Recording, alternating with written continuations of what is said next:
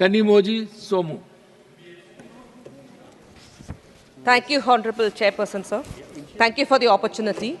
Sir, as a member from the medical fraternity, I would like to express my views on some pertinent issues on the healthcare and investment. Sir, first, the budget allocation for 24-25. The Honorable Finance Minister has allocated 90,958.63 crore to the Union Health Ministry, which is too low for a country with a huge population of 140 crores. A paltry amount of rupees 3,301 crores to the Health Research Department, sir.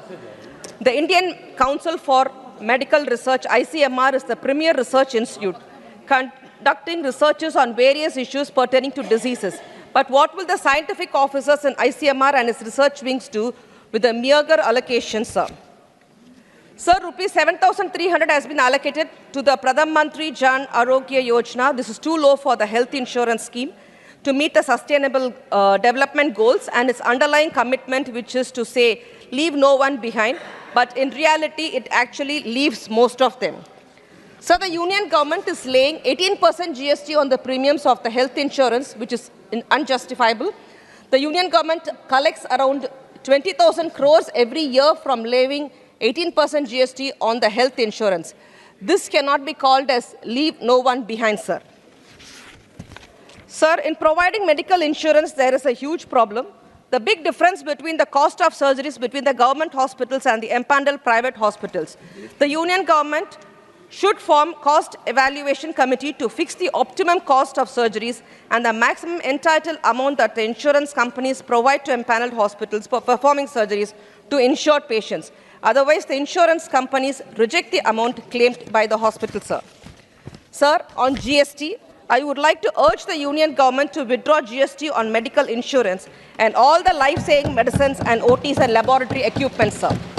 Sir, as a doctor, I can only say it will be an uphill task for the private-run hospitals to survive due to wrong policies and taxation by the union government. The operating, managing a hospital equipped with full-fledged medical equipments, scans, operation theatre, laboratory equipment, ICU ward, 20 to 25 beds with 10 to 12 doctors, 40 nurses, and a paramedical staff, for an example, with admin and hospital management and team and the rent for the building and security services. It is not an easy job. On all these services, GST is levied at the rate of 18 to 25%. As a medical fraternity, we are not able to get the refund because services rendered by the hospital and the doctors are classified under exempt services, which debar the doctors and hospital to claim the GST paid and get refund. Sir, I urge the union government to bring hospital services also on par to the export of services and goods who have GST 0% on the goods and services, avail input tax and claim refund.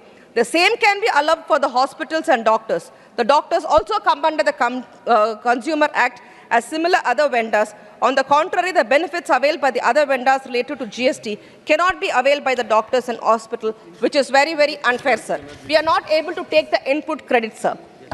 Sir, since the medical services provided by us attract zero GST, there is no way the GST paid on the hospital equipment can be recovered, considering the high maintenance expenditure incurred for making things more worse. Therefore, I urge the government to suggest to the GST Council to include a zero GST for all important medical and laboratory equipments and medicines as an agenda to be passed by the GST Council and further to make suitable amendment in the GST Act. Sir, whenever a member asks the government a tough question, they immediately say, health is a state subject. Yes, sir, health is a state subject. But when it comes to on decisions and other things, according to Section 51 of the National Medical Code Act, every state government may, for the purpose of addressing or promoting primary healthcare in rural area, take necessary measures to enhance the capacity of healthcare professionals. But the union government, through the introduction of NEET, has taken a detrimental step to disturb the availability of the adequate specialist doctors to serve in the PHCs located in the remote and areas of the state. This is a breach of its own law by the union government, sir. Sir, the government of Tamil Nadu, under the dynamic leadership of Honorable Chief Minister d.m.k. Stalin, is implicating many innovative, inclusive special initiatives, such as the Chief Minister's Comprehensive Health Scheme and the Innuyur Kapam Dittum, which can also be implemented in the central government, sir. I take this opportunity to take care of the GST levied on the medical fraternity to be passed in the GST Council. Thank you, sir. Thank you, Kanimozhi Somu ji. Now, Mr. Sanjay Singh.